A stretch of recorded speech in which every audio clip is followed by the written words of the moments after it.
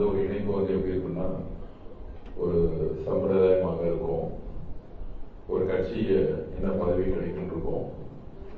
ஆனால் தமிழக வெற்றி கழகம் தான் தமிழகத்தின் முதலமைச்சர் எங்களுடைய அண்ணன் ஒரு குடும்பமாகவே வச்சுட்டு இருக்காரு. இங்க வரக்கூடிய ஒவ்வொருவரையும் ஒரு குடும்பத்தில் இருக்கக்கூடிய ஒவ்வொரு உறுப்பினர் எப்படி வந்து மரியாதையுடனும் அன்புடனும் இணைந்து பணி செய்வோமோ அதே மாதிரி இங்க இருக்கக்கூடியவங்க தமிழக வெற்றி கழகத்தை தலைவரையும் நம்பி வந்திருக்கும் பொழுது எந்த விதமான ஒரு எதிர்காலத்துடைய ஐயங்கள் இல்லாமல் நம்மளாம் இணைந்து ஒரு குடும்பமாக எங்க கூட முதலமைச்சர் வந்து ஒரு எம்எல்ஏ மீட்டிங் சொன்னாரு.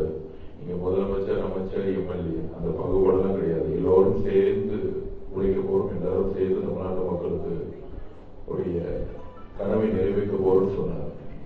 அப்படி ஒரு சமத்துவமான தலைமை, ஒரு சமத்துவமான தோழர்கள் இருக்கக்கூடிய கட்சி தமிழக வெற்றி கழகம். குறிப்பாக பல்வேறு மேடைகள் சொல்லியிருக்கேன். அதிமுகவுடைய தொண்டர்கள், குறிப்பாக புரட்சித் தலைவி அம்மா அவர்களுடைய இறப்புக்கு அப்புறம் தன்னுடைய எதிர்காலத்தை நம்பிக்கை இழந்த பொழுது 2027 தமிழக வெற்றி கழகத்துடைய வெற்றிக்கு முக்கியமாக உழைத்தார்கள். அதை நாங்கள் ஃபீல்ட்ல பார்த்திருப்போம். அப்படி புரட்சித் தலைவி அம்மாவுக்கு அப்புறம் நம்பிக்கையாக பார்க்கக்கூடிய ஒரே தலைமை எங்களுடைய தலைவர் மாண்புமிகு முதலமைச்சர் தமிழக வெற்றி கழகமும் அதிமுகவும் மாறுபட்ட கட்சி கிடையாது.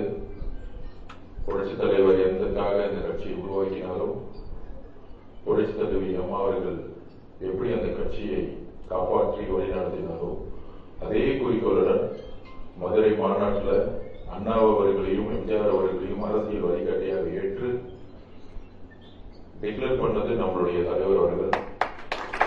அதனால இருக்கக்கூடிய அனைத்து அதிமுக உடைய சட்டமன்ற உறுப்பினர்களும் ஒன்றியம், கிளைகளுக்கும், நகரம், மாவட்ட செயலாளர்கள் எல்லோரும் இதுதான் உண்மையான உங்களுடைய வீடு,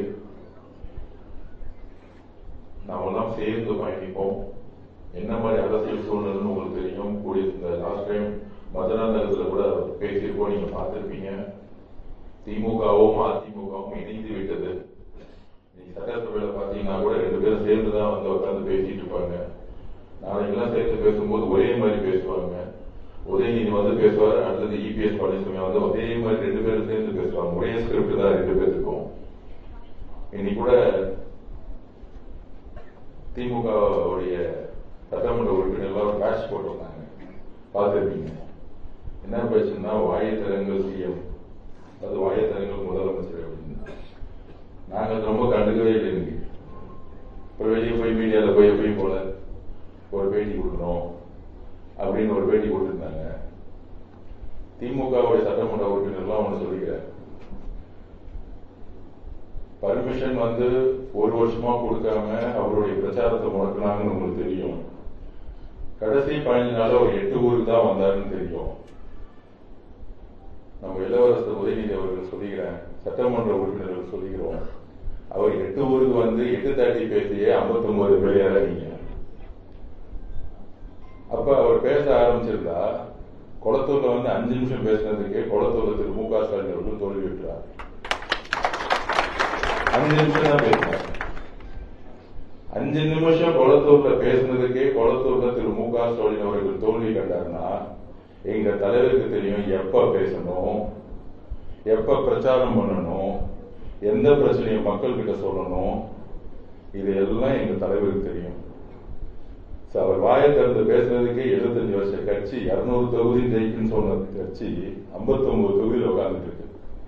திருப்பியும் பேசும்போது வர பை எலெக்ஷன்ல 0ல நிற்பாங்க. அடுத்த உள்ளாட்சி தேர்தலில் 1 தொகுதி ஜெயிக்க மாட்டாங்க. இதுதான் எங்க தலைவருடைய பேச்சோட வலிமை. உங்களை மாதிரி சதா காலையில வந்து பேட்டி கொடுக்கறது, மதியானம் பேட்டி கொடுக்கறது, நைட்டு பேட்டி கொடுக்கறது, அறிக்கை கொடுக்கறது, பிரச்சனை எதிர்கட்சி அதாவது ஆளுங்கட்சியா இருக்கும்போது துணை முதலமைச்சர் இருக்கும்போது இது வரைக்கும் பேட்டி கொடுத்து பாத்திருக்கீங்களா? திரு உதயநிதி, திரு மு க ஸ்டாலின் ஒரு பேட்டி கொடுத்து பாத்திருக்கீங்களா? அறிக்கை கொடுத்து பாத்திருக்கீங்களா? இப்ப மட்டும் அறிக்கையா வந்துருக்கு 30 நாளா. ஏதோ 30 வருஷமா நம்ம ஏதோ ஆளுங்கட்சியா இருந்த மாதிரியும், எங்களுடைய தாத்தா ஆளுங்கட்சியா இருந்த மாதிரியும், எங்க தலைவருடைய தாத்தா முதலமைச்சரா இருந்த மாதிரியும், இல்ல எங்க தலைவருடைய அப்பா முதலமைச்சரா இருந்த மாதிரியும் ஏதோ தூக்கத்துல இருந்துச்ச மாதிரி 30 நாள் தான் ஆகுது. பெண்கள் பாதுகாப்பு கடுமையான நடவடிக்கைகளை தலைவர் உருவாக்கிட்டு இருக்காரு. இப்ப கூட பிஜேபி தலைவர் ஒரு ட்வீட் போட்டார், உங்க கட்சிக்காரங்க ஏதோ தப்பு பண்ணிட்டாங்கன்னு. உடனடியா இந்த கட்சியில எப்படி சேரணும் போது புரிஞ்சுக்கணும். தமிழக வெற்றி கழகத்துல ஆன்லைன்ல யார் வேணா சேர்ந்துக்கலாம். திமுக மாதிரி கீழே இருக்க ஒரு ஒன்றிய நகரங்கிட்ட போய் காசு கொடுத்தாதான் திமுக வேட்பாளர் திமுகவுடைய மெம்பர் ஆகலாம் கிடையாது. அந்த மாதிரி ஜஸ்ட் 10 செகண்ட்ல இங்க மெம்பர் ஆகலாம். தமிழக வெற்றி கழகத்துல மெம்பரா யார் வேணா ஆகலாம். இப்ப கூட உங்க போன்ல மெம்பர் ஆகலாம். அந்த மாதிரி மெம்பரா இருக்கிறவங்க யாரோ செய்யக்கூடிய தவறுகள், அந்த தவறுகள் நடந்த உடனே தகவல் காவல்துறை தகவல் வந்த உடனே தலைவருடைய வழிகாட்டல பொதுச் செயலாளர் அவர்கள் உடனடியே டிஸ்மிஸ் பண்றாரு.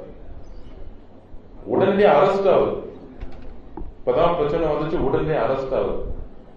இது திராவிட முன்னேற்ற கழகத்தில் நடக்கும் போது நடந்துச்சு அந்த சட்டம் ஒழுங்கு. தமிழக வெற்றி கழகத்துக்கும் திராவிட முன்னேற்ற கழகம் சட்டம் ஒழுங்கும் என்ன வித்தியாசம்? பிரச்சனைகள் நடக்காம இருக்க சட்டம் ஒழுங்கை நிலைநாட்ட இன்னைக்கு இருக்கக்கூடிய காவல்துறை அதிகாரிகளையும் சிங்கப்படையும் சொல்லக்கூடிய ஒரு படைகளையும் உருவாக்கிட்டு இந்த 30 நாள் என்னெல்லாம் செய்ய முடியுமோ, நிர்வாக செய்ய முடியுமோ செஞ்சுக்கிட்டே இருக்கிறோம். தூத்துக்குடியில ஒரு சகோதரி பாலியல் வன்புறுத்தப்பட்டு இறக்குறாங்க. 7 மணி கம்ப்ளைண்ட் கொடுக்கிறாங்க. 36 மணி நேரம் காவல்துறை போல, திமுக கட்சி நிர்வாகிகள் போல, எம்பி போல, எம்எல்ஏ போல முதலமைச்சரை பத்தி கேட்க கூட இல்லை. இதுதான் திமுகவுடைய காவல்துறைக்கும் திமுக கட்சிக்கும் உள்ள வித்தியாசம், தமிழக வெற்றி கழகத்துக்கும். இங்க உடனே பிரச்சனை தமிழக வெற்றி கழகத்துடைய மாவட்ட செயலரோ எம்எல்ஏவோ அமைச்சரோ உடனடியாக அங்க இஷ்யூ ஃபேஸ் பண்றாங்க. இமீடியட்டா காவல்துறை முதலமைச்சருடைய இமீடியட்டா கவனத்துக்கு உடனடியா 24 மணி நேரத்துக்கு முன்னாடி எல்லாத்தையும் அரெஸ்ட் பண்றாங்க. இதுதான் காவல்துறையுடைய அப்டேட். ஆனால் மு க ஸ்டாலின் அவர்கள் முதலமைச்சர் இருக்கும்போது, திரு ஸ்டாலின் அவர்கள் முதலமைச்சர் இருக்கும்போது ஏன் தூத்துக்குடியில் அது நடக்கல? அண்ணா யூனிவர்சிட்டியில ஏன் நடக்கல? ஏன்னா காவல்துறை கட்சியினுடைய கட்டுப்பாட்டில் இருந்துச்சு, குடும்பத்துடைய கட்டுப்பாட்டில் இருந்துச்சு, முதலமைச்சருடைய கட்டுப்பாட்டில் கிடையாது. அப்ப இதெல்லாம் சரி செய்யறதுக்கு முக்கியமான பிரச்சனை என்ன? நாங்க திரும்பி பதிவு பண்றது, 5 வருஷமா ட்ரக்ஸ் கல்ச்சர் தமிழ்நாட்டில் போதை கழகத்தை பரப்ப விட்டு திராவிட முன்னேற்ற கழகம். அதுக்கு முன்னாடி உண்மையிலே இல்ல. 2020, 17, 18 காலகட்டத்திலாம் இந்த அளவுக்கு ட்ரக்ஸ் கல்ச்சர் கிடையாது. ட்ரக்ஸும் போதையும் தமிழ்நாட்டில் கிடையாது. ஆனா இந்த 5 வருஷமா ட்ரக்ஸ் கல்ச்சரை எந்த விதமான விசாரணை அமைப்புகளை வச்சு கண்ட்ரோல் பண்ணாம, காவல்துறை வச்சு முடக்காம, 15 வயசு 13 வயசு ஸ்கூல்ல கூட கிடைக்கிற அளவுக்கு கஞ்சாவையும் ட்ரக்ஸையும் அதிகமா விட்டது திராவிட முன்னேற்ற கழகத்துடைய மிகப்பெரிய ஃபெயிலியர். திரு மு க ஸ்டாலின் அவர்களோ துணை முதலமைச்சர் துறை உதயநிதி அவர்களோ ஒரே ஒரு ரிவ்யூ மீட்டிங் போட்டு எப்படி ட்ரக்ஸையும் போதை கலாச்சாரத்தை ஒழிக்கணும்னு கடுமையா ஏதாச்சும் ஒரு சட்டம் போட்டு சிறப்பு படையை உருவாக்கியோ கடுமையா ஏதாச்சும் பண்ணிருக்காங்களா? எந்த விதமான நிர்வாகமும் பண்ணவே இல்லை, அதை பத்தி கண்டுக்கவே இல்லை. இவ்வளவு பெரிய போதை பழக்கம் இருக்கும்போது ஒரு எம்எல்ஏ கவுன்சில் தெரியாம நடந்திருக்குமா? அப்ப இந்த 30 நாள்ல கடுமையான சட்டங்களையும் கடுமையான காவல்துறையும் வச்சு அது எந்த அளவுக்கு ட்ரக்ஸை ஒழிக்கணுமோ, ஒவ்வொரு தெருவா ட்ரக்ஸ் இருக்கு. சில தெருவுக்குலாம் போகும்போது என்னுடைய தொகுதியிலேயே தாய்மார்கள் சொல்றாங்க 9 மணிக்கு இங்கதான் கஞ்சா அடிக்கிறாங்க பசங்க. அப்ப தாய்மார்கள் அவ்வளவு பெரிய பிரச்சனையை இந்த 5 வருஷத்துல உருவாக்கி இருக்காங்க. 30 நாள் கடுமையான சட்டங்களும் காவல்துறையும் கடுமையான அழுத்தம் கொடுத்து அதை சரி செஞ்சுட்டு இருக்கோம். அதனால தவறு செய்து கடந்த 30 வருஷமா ஆட்சி செஞ்சு ஒரே குடும்பம் ஒரே கொள்ளையடிக்கிற ஒரு விஷயத்தை உருவாக்கிட்டு நீ 30 நாள் அரசை பார்த்து இன்னைக்கு வாயை திறந்த சிஎம்னு சொல்றாங்க. அவர் திறந்ததுக்குதான் நீங்க எதிர்கட்சியா உட்கார்ந்துட்டு இருக்கீங்க. அடுத்து திறக்கும் போது தெரியும், சட்டசபையில் அவர் வாயை திறக்கும் போது தெரியும் என்ன மாதிரி கேள்விகள். இன்னைக்கு எவ்வளவு அழகான ஆளுநர் உடைய உரை, அது ஆளுநர் உரைன்னு நம்ம மரபுபடி சொல்லலாம். அது எங்கள் தலைவருடைய, எங்கள் முதலமைச்சர் சி ஜோசப் விஜய் அவர்களுடைய ஒவ்வொரு வார்த்தையும் தமிழகத்தினுடைய கனவு, மக்களுடைய எண்ணங்கள். அதுலயும் முக்கியமான ஒரு விஷயம் என்ன, இன்னைக்கு திராவிட முன்னேற்ற கழகம் சாதிவாரி கணக்கெடுப்பை நடத்துங்கன்னு கூட்டணி கட்சிகள் எல்லா தலைவர்களும், பிசிகே முதற்கொண்டு, காங்கிரஸ் முதற்கொண்டு, கம்யூனிஸ்ட் முதற்கொண்டு எல்லா தலைவர்களும் சொன்னாங்க. இதுதான் மக்களுடைய எதிர்பார்ப்பா இருந்துச்சு. எங்களுடைய தலைவர் முதல் மாநாட்டில் சாதிவாரி கணக்கெடுப்பை தமிழ்நாட்டில் நடத்த வேண்டும் டிக்ளேர் பண்ணார், ஒரு கொள்கை முடிவாக. ஆனா திரு மு க ஸ்டாலின் சமூக நீதி பேசக்கூடிய திராவிட முன்னேற்ற கழகம் அதை பத்தி கேட்டா ஒன்றிய அரசு தான் சர்வே நடத்தணும், மக்கள் பாப்புலேஷன் சர்வேயோட சேர்ந்து கேஸ்ட் சர்வே நடக்கணும், எக்கனாமிக் சர்வே நடக்கணும். ஆனா காங்கிரஸ் ஆளும் கூடிய தெலுங்கானால சோசியோ எக்கனாமிக் கேஸ்ட் சர்வே எல்லாத்தையும் சேர்ந்து நடத்தினாங்க. சமூக பொருளாதார சாதிய கணக்காய்வு அவங்க எடுத்து நடத்தி முடிச்சிட்டாங்க.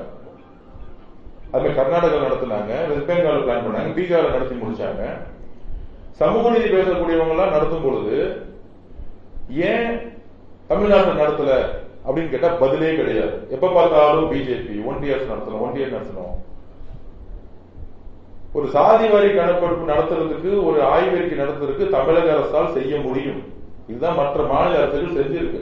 ஏன் இது வரைக்கும் திரு மு க ஸ்டாலின் அவர்கள் செய்யல? அதை பத்தி பேச மாட்டாங்க. இல்ல நாளைக்கு பேசும்பொழுது எதிர்கட்சி தலைவராக இருக்கக்கூடிய இளவரசர் உதயநிதி அவர்கள் சட்டசபையில் விளக்கம் கொடுக்கும். ஏன் சாதிவாரி கணக்கெடுப்பை நாங்கள் நடத்தவில்லை? மக்கள் முன்பு சட்டசபை தெளிவாக பேசணும். இந்த மாதிரி ஒரு முதலமைச்சரை கிண்டல் பண்றதும் கேலி பண்றதும் அது அரசியல் இல்ல. உண்மையான கொள்கை அரசியலையும் திட்டங்களையும் பாலிசியும் பேசக்கூடிய இடத்துல திமுக வரணும். இன்னும் ஒரு கட்சியை தனிப்பட்ட முறையில தாக்குறதும் அந்த தலைவர்கள் தாக்குறது அரசியல் மக்கள் தூக்கி போட்டுட்டாங்க. இப்பயாச்சும் கொஞ்சம் திருந்துங்க, பாலிசியை பத்தி பேசுங்க, கொள்கையை பத்தி பேசுங்க. உங்க ஆட்சியில ஏன் இது செய்யல? இன்னைக்கு முதல் உரையிலேயே எங்களுடைய தலைவர் திரு சி ஜோசப் அவர்கள் எங்களுடைய முதல்வர் டிக்ளேர் பண்ணிட்டாரு, சாதிவாரி கணக்கெடுப்பை நடத்தணும்.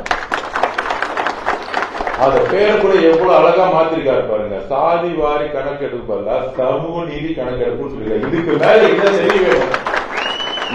மேல என்ன தெளிவு வேணும்? எங்க தலைவருக்கு கொள்கையை உருவாக்குறதுக்கு பெரியார் அவர்களும் அம்பேத்கர் அவர்களும் கனவு கண்ட சாதிவாரி கணக்கெடுப்புன்னு சொன்னாங்க. சாதி வந்துருன்னு எங்களுடைய முதலமைச்சர் ஆளுநர் உரையில ஒவ்வொரு வரியா அதை எழுதி அரசனுடைய கொள்கை முடிவுகள் தான் ஆளுநர் படிக்க முடியும். அவர் சொந்த வார்த்தையில் எழுத முடியாது.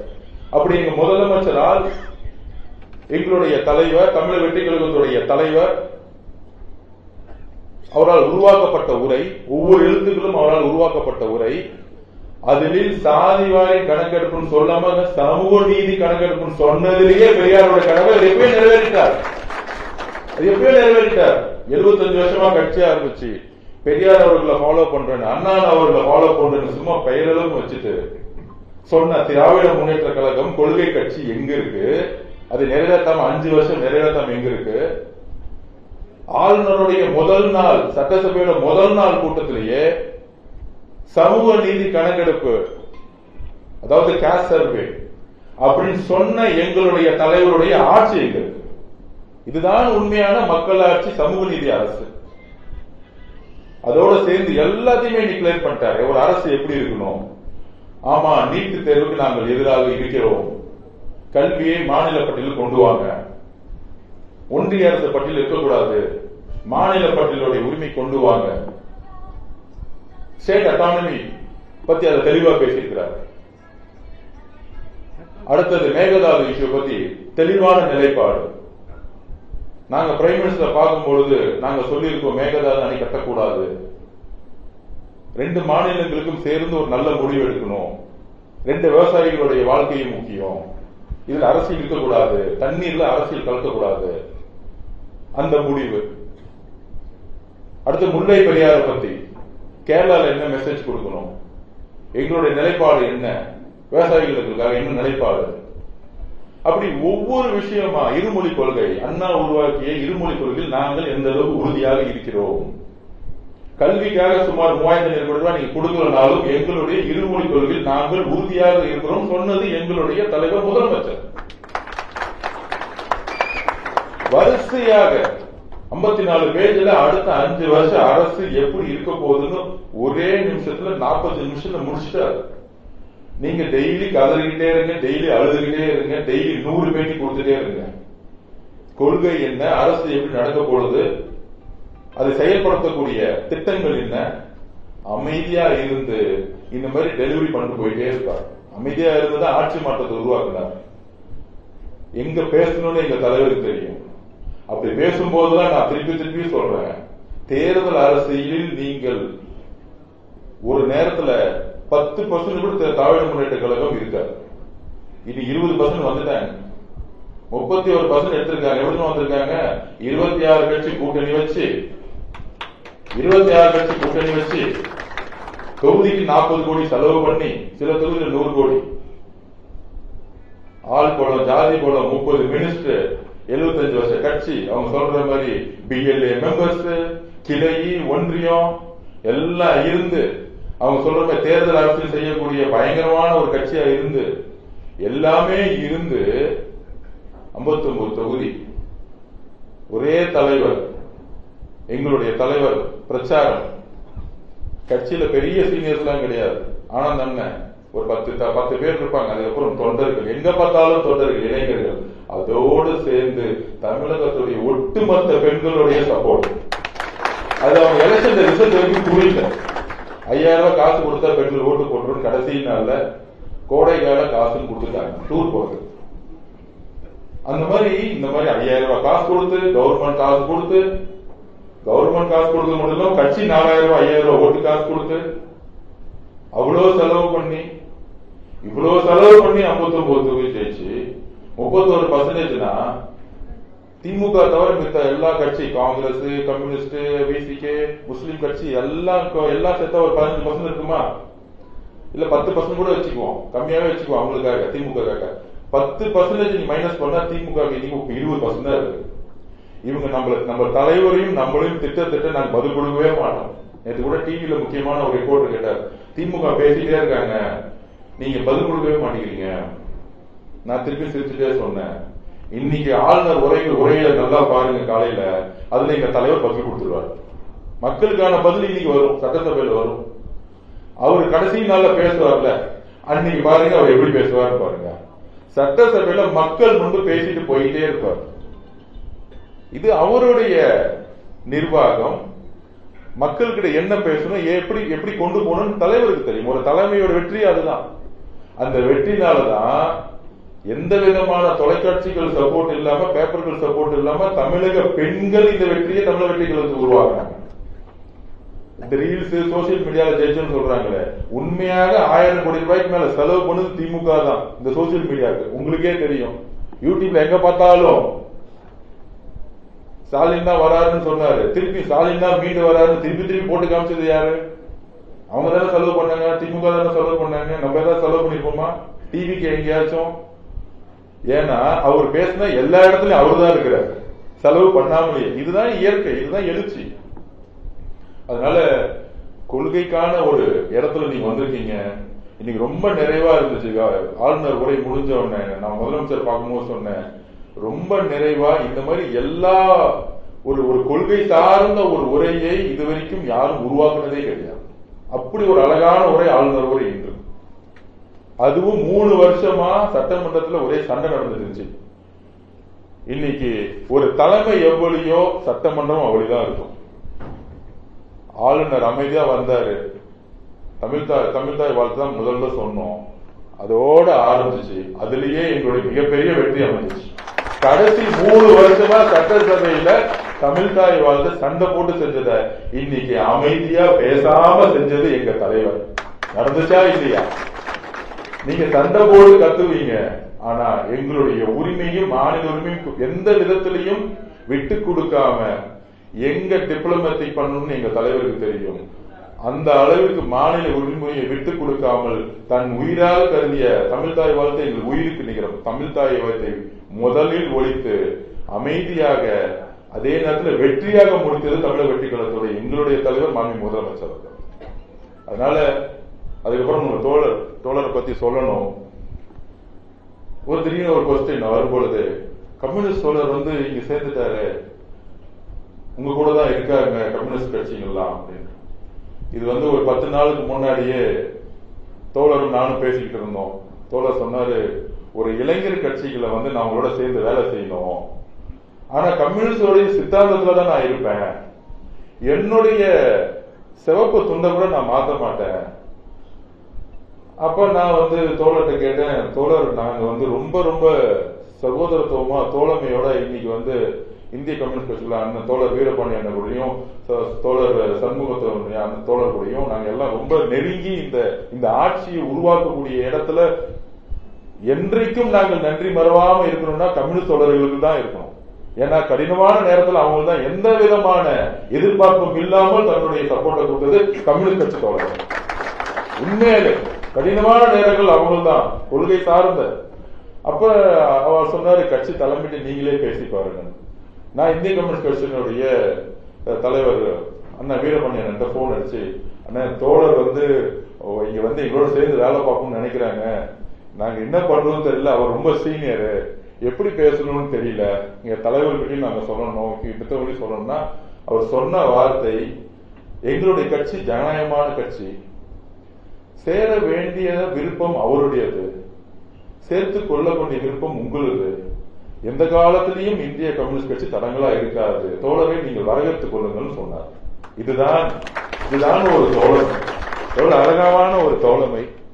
அப்ப இளைஞர் கட்சியா இருக்கும்போது அந்த செங்கோட்டையன் வரும்போது ஒரு அனுபவம் எங்களுக்கு தேவைப்படுச்சு. அந்த மாதிரி கொள்கை ரீதியா இருக்கக்கூடிய நல்லவர்களும் சரி, அனுபவசாலிகள் யார் இருந்தாலும் தமிழக வெற்றி கொள்கிற தலைவர் அரவணைப்பார். இளைஞர்களா இருக்கக்கூடிய எங்கெல்லாம் வழியை நடத்த இடத்துல ஆலோசனை சொல்ல இடத்துல அவர்கள் வரும்பொழுது நாங்க ரொம்ப ஸ்பீடா இருப்போம். இவர்களுடைய அனுபவம் எங்களுக்கான ஒரு கரெக்டான ஒரு வழியில கொண்டு போய் சேர்க்கணும்னு நிறைய அனுபவத்தில் இருக்கக்கூடிய தலைவர்கள் அதிமுக இருந்து வரும்பொழுது வரவேற்கிறோம். அதே மாதிரி இந்திய கம்யூனிஸ்ட் கட்சியிலிருந்து வரும்பொழுது அந்த கட்சி தலைவர்களிடம் நாங்கள் கலந்து பேசி அவருடைய விருப்பமும் அவருடைய எண்ணத்தையும் அந்த கட்சிகள் வரவேற்கும் பொழுது நாங்கள் கொள்கை ரீதியாக சேர்ந்திருக்கோம். இந்திய கம்யூனிஸ்ட் கட்சியுடைய கொள்கைகளுக்கும் எங்களுக்கும் பெரிய வேறுபாடுகள் கிடையாது. ஒரு அரசினுடைய பாலிசிஸ்ல சம்டைம் டிஃபரெண்ட் ஒப்பீனியன் வரலாம், ஆனா அதுவே பேசி பேசி பேசி சரி செஞ்சுக்கிறோம். எங்களுக்கு எந்த விதமான எதேச்சைக்கார மனப்பான்மை கிடையாது. அதனால இங்க இருக்கக்கூடிய தோழர்கள், கம்யூனிஸ்ட் கட்சியில் வந்த தோழர் உட்பட எல்லோரையும் வரவேற்கிறோம். இன்றைக்கு ஒரு அருமையான நாள். தமிழ்நாட்டில் எல்லா தலைவர்களும் எல்லா மக்களும் மகிழ்ச்சியோடு எதிர்பார்த்த நாள், சாதிவாரி கணக்கெடுப்புன்னு சொன்ன நாள். ரொம்ப வருஷமா, கிட்டத்தட்ட 70-80 வருஷமா எல்லாரும் எதிர்பார்த்த நாள். அதை இன்றைக்கு முதல் நாள், சட்டசபையுடைய முதல் நாள்ல அதை இன்னைக்கு மாண்புமிகு முதலமைச்சர் எங்களுடைய அண்ணன் அதை நிறைவேற்றிய நாளா பார்க்கிறோம். இது தமிழக வெற்றி கழகத்துடைய முதல் வெற்றி. ஏன்னா எல்லா கட்சிகளும் பேசியிருக்காங்க, மேடைகளை பேசுவாங்க, திமுக மேடைகளை பேசும், சாதிவாரி கணக்கெடுப்பு நடத்தணும் அப்படின்னு கலைஞர் காலத்துல பேசியிருப்பாங்க. மு.க. ஸ்டாலின் எதிர்கட்சி தலைவர் இருக்கும்போது பேசியிருப்பாரு. ஆனா ஆளுங்கட்சியான முதலமைச்சர் ஆனவன அதை பத்தி பேசவே இல்லை. பாலத்துக்கு டெல்லியில கூட்டு போயிட்டாரு, டெல்லி தான் பண்ணணும் அப்படின்னு. அது ஏன் உண்மையில எதுக்கு வரைக்கும் தெரியவே இல்லை. எதற்காக சாதிவாரி கணக்கெடுப்பை, சோசியோ எக்கனாமிக் கேஸ்ட் சர்வே ஏன் நடத்தக்கூடாது இது வரைக்கும் திமுக ஒருத்தர் கூட சொல்லவே கிடையாது. அதுதான் ரொம்ப ஒரு அதிர்ச்சிக்குரிய விஷயம். என்னன்னா, சமூக நீதி பேசின திமுக ஏன் சாதிவாரி கணக்கெடுப்பை, சமூக பொருளாதார கணக்கெடுப்பை ஏன் நடத்தலுங்கிறது இது வரைக்கும் திரு மு.க. ஸ்டாலின் எந்த மேடையிலும் பேசின கிடையாது. முடிஞ்சா திரு உதயநிதி அவர்கள் எதிர்கட்சி தலைவரா பட்டாபிஷேகம் பண்ணி வச்சிருக்காங்க. முடிஞ்சா அதை பத்தி பேசணும். வாயத்திறங்க சிஎம் சொல்றது பெரிய விஷயம் இல்ல. நீங்கள் முதல்ல 50 வருஷமா உங்க தாத்தா காலத்துல ஆண்டுட்டு இருக்கீங்களே. கலைஞர் அவர்கள் சொன்னாரே, சமூக நீதி காத்த கலைஞர் அவர்கள் சொன்னாரே, சாதிவாரி கணக்கெடுப்பை நடத்தணும் சொன்னாரே. அவர் காலத்துல நடத்தல, ஏன் உங்க அப்பா காலத்துல நடத்தல? நீங்க துணை முதலமைச்சர் இருக்கும்போது ஏன் அதை நடத்தல? குறைந்தபட்சம் நீங்களாச்சும் அதை பத்தி மேடையில் பேசிருக்கீங்களா? அதுவும் கிடையாது. ஆனால் முதல் முறையாக உங்களுடைய தாத்தா கலைஞருடைய கனவும் இது, பெரியாருடைய கனவும் இது. அதை இன்றைக்கு சமூக நீதிக்கான கணக்காய்வுன்னு சொல்லிட்டு நடத்திருக்கிறாருன்னா இது தமிழ்நாட்டுடைய முதல் வெற்றியாக, இது முழுக்க முழுக்க எங்களுடைய தலைவர் முதலமைச்சர் திரு சி. ஜோசப் விஜய் அவர்களோட வெற்றி தான் நாங்க பார்ப்போம். அதுக்கு ஒரு தைரியம் வேணும். அந்த தலைமைக்கான ஒரு தைரியம் இருக்கணும், ஒரு சரியான திட்டமிடல் இருக்கணும், ஒரு பிளானிங் இருக்கணும். அதை இன்னைக்கு தைரியமாக முதல் நாளே அனௌன்ஸ் பண்ணிட்டாரு. 2 வருஷம் கழிச்சு அனௌன்ஸ் பண்ணலாம், இல்ல தேர்தல் 2029 முன்னாடி அனௌன்ஸ் பண்ணலாம், இல்ல 2031 ஒரு 3 மாசத்துக்கு முன்னாடி அனௌன்ஸ் பண்ணலாம். கிடையவே கிடையாது. முதல் நாள் மாநாட்டுல நான் என்ன பேசணும் அது முதல் நாள் சட்டமன்ற கூட்டத்துல நான் நிறைவேற்றிட்டேன்னு நீ நிறைவேற்றிருக்காருன்னா, அது அனௌன்ஸ் பண்ணிருக்காருன்னா, அவர் சொன்னதை ஒவ்வொன்றும் நிறைவேற்றுவார். எழுதி வைத்துக் கொள்ளுங்கள். 50 வருஷ கனவு, 75 வருஷ கனவை இன்னைக்கு சாதி வாரி கணக்கெடுப்பை, அதாவது சமூக நீதி கணக்கெடுப்பை இன்னைக்கு அனௌன்ஸ் பண்ணிருக்காருன்னா, முழுக்க இது முதலமைச்சருடைய மிகப்பெரிய அறிவிப்பு. தமிழக மக்கள் கொண்டாடப்படக்கூடிய நாள் இது. அதனால வந்தவர்களுக்கு எல்லோருக்கும் என்னுடைய நன்றி. மிகப்பெரிய ஒரு கொள்கை போராட்டத்தில் நாம் சேர்ந்து பயணிப்போம். நன்றி.